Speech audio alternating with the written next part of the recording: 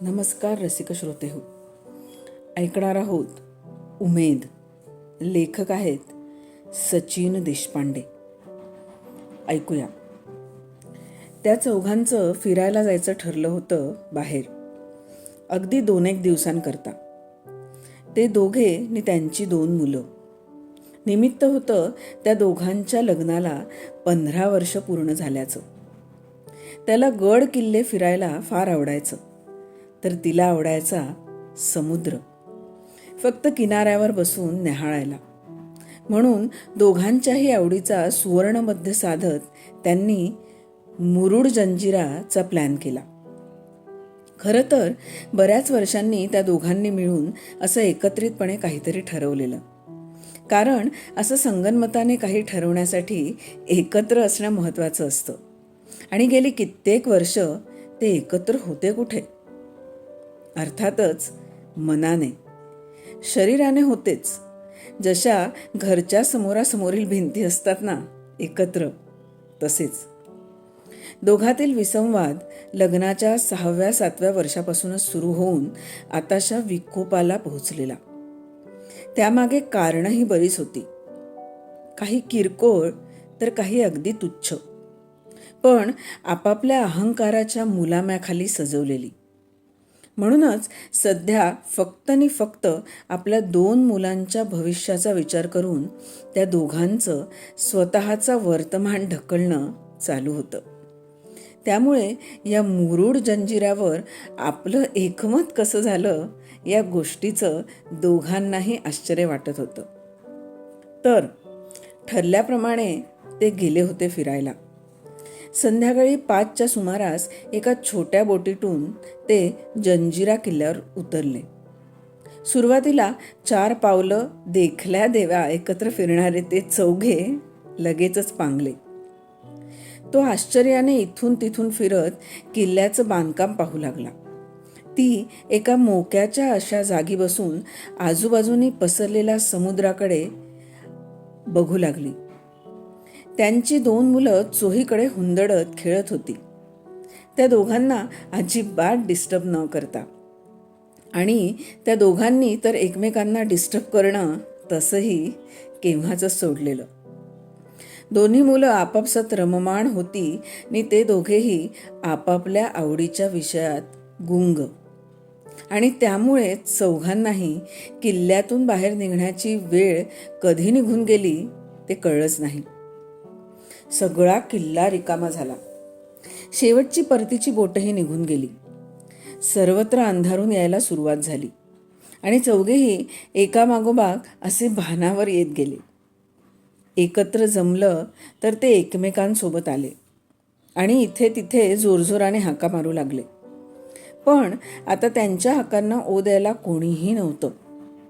असं म्हणतात, हळूहळू विस्तारत भरून येणाऱ्या अंधाराशिवाय कोणीच नाही.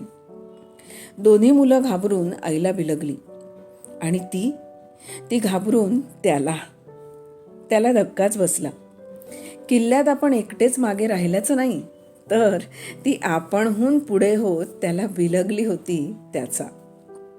त्यानेही मग एका हाताने तिला आणि दुसऱ्या हाताने मुलांना कवटाळून घेतलं. आता अगदी पूर्णतः अंधार दाटून आला होता. एकमेकांचा फक्त स्पर्श जाणवावा इतका काळाकुट्ट अंधार. आणि न दिसताही जाणवत होता फक्त पायाखालच्या किल्ल्याचा तो अवाढव्यपणा आणि डोळ्यांसमोरच्या समुद्राचा अथांगपणा. त्या मोकळ्या किल्ल्यावर घोंगावणारा वारा आणि समुद्राच्या पाण्याची कमी जास्तीची गाज एकमेकांची गप्पा मारत होते जणू काही. एवढ्यात ती त्याला म्हणाली, तू असाच भासतोस मला हल्ली, या किल्ल्यासारखा, विशाल पण तरीही रिकामा, आत हृदयच नसलेला. एकेकाळी तुझ्या छातीवर कान लावून झोपायचे मी, तुझ्या हृदयाची धडधड ऐकत. मग अगदी एखाद ठोका, एखाद बीटने मागे पुढे झालेला कळायचा मला. इतकं तोंडपाठ होतं मला ते तुझ्या हृदयाचं गणित, स्टेप बाय स्टेप. पण हळूहळू का कोण जाणे सगळंच समीकरण चुकत गेलं खरं. तिचं हे ऐकून त्याने तिच्या भोवतीचा आपला हात अजून घट्ट करत तिला आणिक आपल्या छातीशी कवटाळलं आणि बोलला तो, मलाही सध्या तू आत्ताच्या या समोर पसरलेल्या समुद्रासारखी जाणवतेस. अथांग, प्रत्यक्ष नजरेला न दिसूनही अंदाजानेच स्वतःच्या अंतरातील खोलीची जाणीव करून देणारी, आपल्या गूढ गाजेने मला काही सांगू पाहणारी, पण प्रत्यक्ष माझ्यापर्यंत पोहोचू न शकणारी. कधीकधी डोळे भरून क्षणभर मिटून घेतल्यावरही तूच दिसायचीस. आणि आता दिवसांवर दिवस सरतायत उघड्या डोळ्यांनी, पण तू कुठेच दिसत नाहीस. हे ऐकून ती आणि घट्ट बिलगली त्याला. तिच्या डोळ्यातून काही थेंब बाहेर सांडले, जे शर्ट खालची त्याची छाती किंचितशी कोमट करून गेले. या दोघांचं मघापासूनचं हे सारं बोलणं ऐकून त्यांचा मोठा मुलगा म्हणाला, तुम्ही एकमेकांशी काय बोलताय ते कळत नाहीये, पण तुमच्या एकमेकांशी बोलण्याने आणि एकत्र असण्याने आम्हाला दोघांना खरंच खूप सेफ वाटतंय. पुढे लगेच धाकटा लेकही बोलला, बरोबर बोलतोय दादा. बाहेरच्यांची भीती वाटत असते आम्हाला नेहमी, आणि हे सांगायला तुम्ही कधीच एकत्र नसता. पण आता तुम्हाला एकत्र बघून कोणाचीही भीती वाटत नाहीये, अगदी या डार्कनेसचीही. मुलांचं ऐकून त्या दोघांचेही डोळे टचकन भरून आले आणि त्या थेंब थेंब खारट अश्रूंची किंमत समोर पसरलेल्या महाकाय समुद्राच्या खारट पाण्याहूनही अधिक होती त्या क्षणी. तेवढ्यात तो थरथरला आणि त्याने चमकूनच आजूबाजूला पाहिलं. खूप दुरून कुठून तरी आवाज येत होता आणि तो हळूहळू जवळ येत चाललाय असं भासत होतं. अचानक तो आवाज आणिकच जवळ आला, अगदी कानाशेजारी, आणि तो खडबडून जागा झाला. त्याच्या मोबाईलचा अलार्म वाजत होता. त्याने तो ऑफ केला. आपल्या बाजूला पाहिलं तर मोठा मुलगा शांतपणे झोपलेला. खाली पाहिलं तर धाकटाही झोपला होता एका गादीवर, आणि दुसरी गादी मात्र रिकामी होती, कारण ती उठली होती. ती तिच्या आवराआवरीची लगबग जाणवत होती.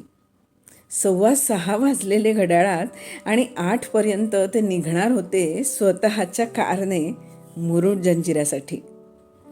तो मान हलवत फक्त हसला त्याने पाहिलेल्या त्या स्वप्नावर. मग अलगद 2 हातातून उचलत त्याने धाकट्या लेकाला पलंगावर ठेवलं. दोन्ही लेकांच्या डोक्यावरून आळीपाळीने हात फिरवत बोलला, यापुढे नाही वाटणार भीती तुम्हाला कोणाचीही, आणि अगदी वाटलीच तर नाही प्रश्न पडणार तुम्हाला की कोणाकडे जावं, कारण यापुढे तुमचे आई बाबा तुम्हाला कायम एकत्रच दिसतील. मी आपणहून करेन तसा प्रयत्न. I promise you both. इतकं बोलून तो पलंगावरून उठणार तोच त्याला मंदसा बांगड्यांचा किणकिणाट ऐकू आला, जवळून लांब जाणारा. तो पुन्हा हसला स्वतःशीच, आणि नवी उमेद डोळ्यात घेऊनच जागचा उठला तो. खरोखरच किती सुरेख आणि मनाला भिडणारी अशी ही कथा. आपल्या आयुष्यात अनेक प्रसंग येतात, अनेक प्रसंगांना आपण तोंड देत असतो, समज गैरसमज होत असतात, पण नक्कीच एकमेकांना बांधून ठेवणं हे अतिशय गरजेचं असतं. काय वाटतं तुम्हाला? तुमच्या प्रतिक्रिया नक्की कमेंट बॉक्समध्ये सांगा. मनापासून धन्यवाद.